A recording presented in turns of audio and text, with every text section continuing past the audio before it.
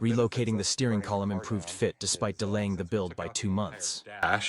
We get to mount the steering column where we want it.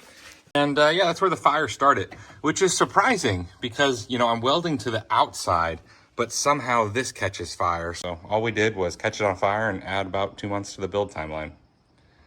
Not the end of the world. But now that we have all the wiring completely out, the dashboard's completely gone, I am able to relocate the steering wheel to fit me better so it's not offset to the side. So that's a plus.